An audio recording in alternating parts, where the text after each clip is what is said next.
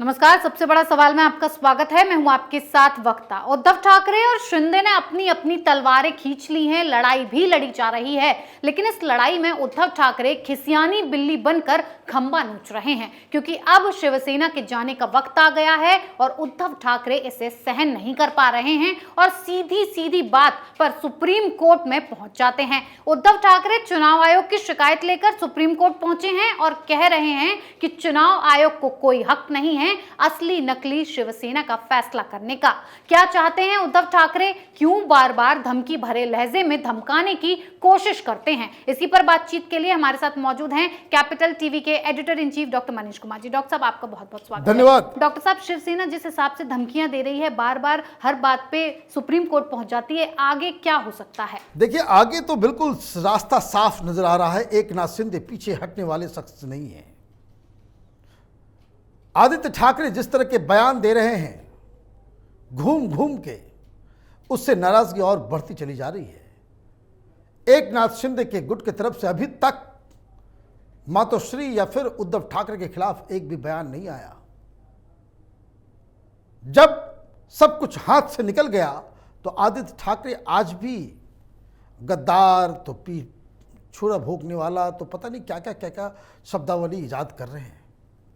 अब इनको समझ में नहीं आ रहा कि सरकार बदल गई है, तो उधर से एकनाथ शिंदे ने भी एक्सीलेटर दबाना अब शुरू कर दिया है। आदित्य ठाकरे एनवायरमेंट के मिनिस्टर थे जी। तो जितने भी फैसले लिए गए हैं उसकी जांच शुरू हो गई है। जांच के आदेश नहीं, जांच शुरू हो गई है। जी। एक चीज जो उद्धव ठाकरे, आदित्य ठाकरे, संजय राउत को समझ में आनी चाहिए, राजनीति में आपका सबसे बड़ा दुश्मन आपका सबसे करीबी दोस्त होता है। जी। वो आपके सारे भेद जानता है, सारे राज जानता है। ये बीएमसी का जो स्टैंडिंग कमेटी का जो चेयरमैन शिवसेना का था, जिसके यहां ईडी की छापा और कई सारे पैसे, फ्लैट्स, घर को जब्त किया गया, जी। अगर वो मुंह खोलना शुरू कर दे तो कि कहां कहां पैसे भेजे जाते हैं। डायरी मिली थी, डायरी में मिला हुआ था कि भाई मातोश्री, जी। जिसको बोला भाई घड़ी दिया गया था 50 लाख रुपए का घड़ी, भाई घड़ी कहां है दिखाओ। तो तरह तरह की चीजें हो रही हैं वहां पे।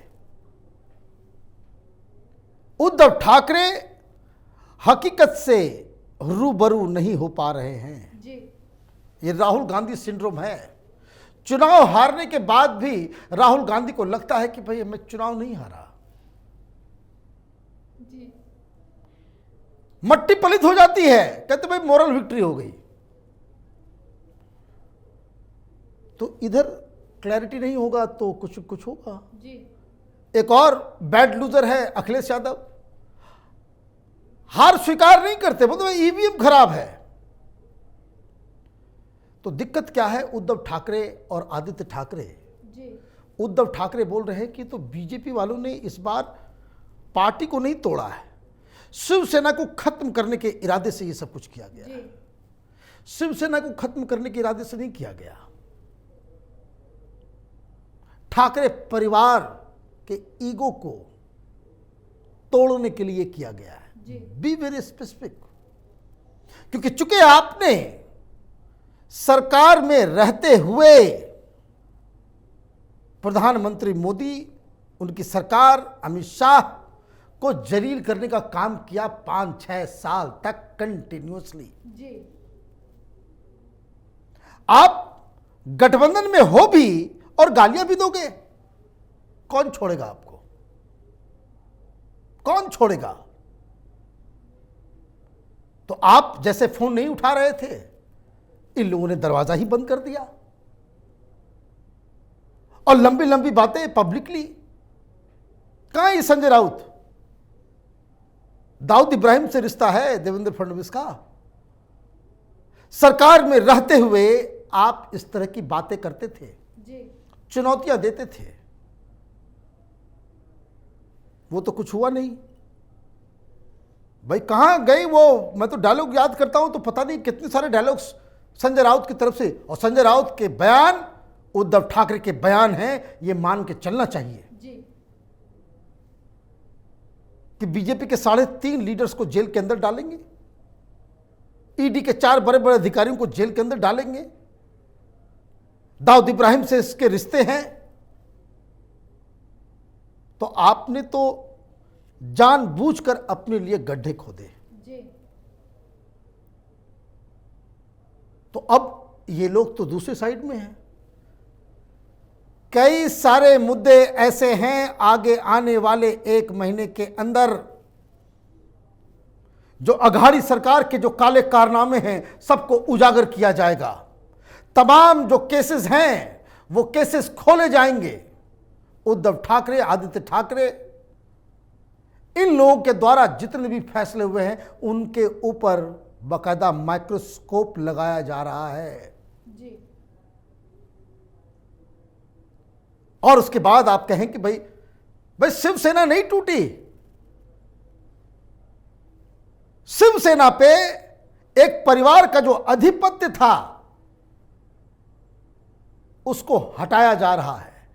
शिवसेना को, हिंदू हृदय सम्राट बाला साहब ठाकरे की विचारधारा को, यह परिवारवाद के दंश, उसके जहर से मुक्ति दिलाई जा रही है। और जो कोई भी हिंदुत्व का सच्चा सिपाही होगा वो इसे सही कहेगा। लेकिन डॉक्टर साहब, उद्धव ठाकरे इतने तिलमिला गए हैं कि बार बार शिंदे को कह रहे हैं कि चोर हैं, चोर पार्टी भी ले गए और साथ में पिता का नाम भी चुरा के ले गए हैं। अरे बेकार की बात है, ये राजनीति की भाषा है, ये राजनीति की भाषा है। अब यही सब बाध्य कर देगा एक नाथ शिंदे को बदले की कार्रवाई करने में। जी। भाई ईगो आपको, दुनिया में सबको ईगो है। कोई व्यक्ति मुख्यमंत्री बना है, वो आदरणीय है, उसको उस तरीके से आप ट्रीट कीजिए। वक्त के मुताबिक जो शख्स नहीं चल पाता है उसका एक्सीडेंट होना तो लाजमी है। जनता की अदालत में आप पूरी तरीके से एक्सपोज हो चुके हो। जी। जन समर्थन नहीं है आपके पास, अदरवाइज मातोश्री के बाहर शिव सैनिकों का हुजूम खड़ा हो गया होता। जी। You are fighting a lost battle.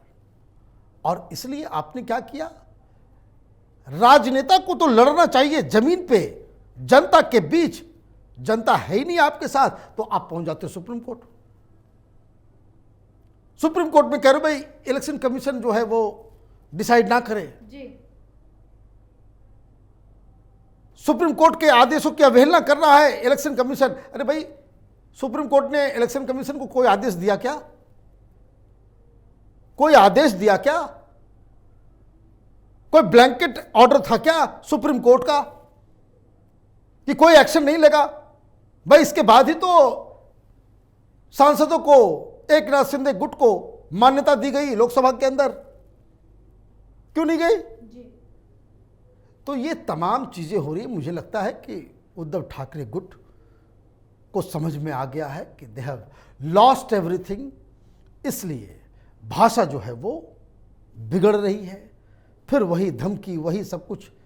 अरे भाई, ये जो 40-40 विधायक हैं, 12-12 सांसद हैं, इन्हीं के बदौलत उद्धव ठाकरे दूसरों को धमकी दिया करते थे। जी। ये मत भूलिए। अब यही चले गए हैं तो आपकी जो धमक है, आपकी जो चमक है, आपकी जो धमकी है, सब कुछ है, वो लोगों के लिए जोक लग रहा है। लोगों के लिए जोक है, लेकिन आदित्य ठाकरे के लिए बहुत बड़ा प्रहार लग रहा है। जितना वो बोलते जा रहे हैं उतना ही आदित्य ठाकरे का करियर खत्म हो रहा है। देखिए, आदित्य ठाकरे के लिए मुझे सिंपैथी है इस बात को लेकर के कि उनका करियर शुरू भी नहीं हो पाया ठीक से, जी। और इतना बड़ा खेल हो गया शिवसेना के साथ। यहां अगर आदित्य ठाकरे के पास, आप ये समझिए कि जब इस तरह का सिचुएशन होता है, जब क्राइसिस आती है, तो क्राइसिस में ही लीडर उत्पन्न होता है। अगर उद्धव ठाकरे के अंदर कोई मेटल है, अगर उनमें काबिलियत है, तो यहां से वो उठ के खड़े हो सकते हैं।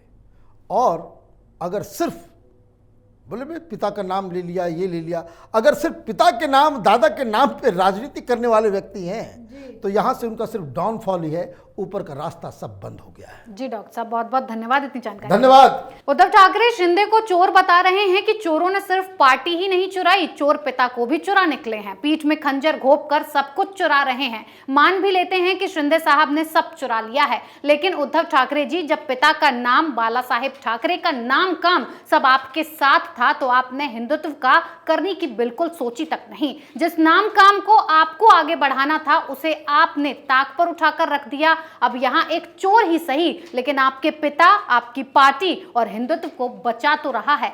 तो आप तो डूबे ही, बेटे को भी ले डूबे। मोदी सरकार आपके आंखों के तारे आदित्य के कामों का जायजा ले रहे हैं। देखिएगा कहीं फिर कुछ चोरी ना हो जाए। फिर किसी और मुद्दे के साथ हाजिर होंगे। बने रहिए कैपिटल टीवी के साथ। नमस्कार।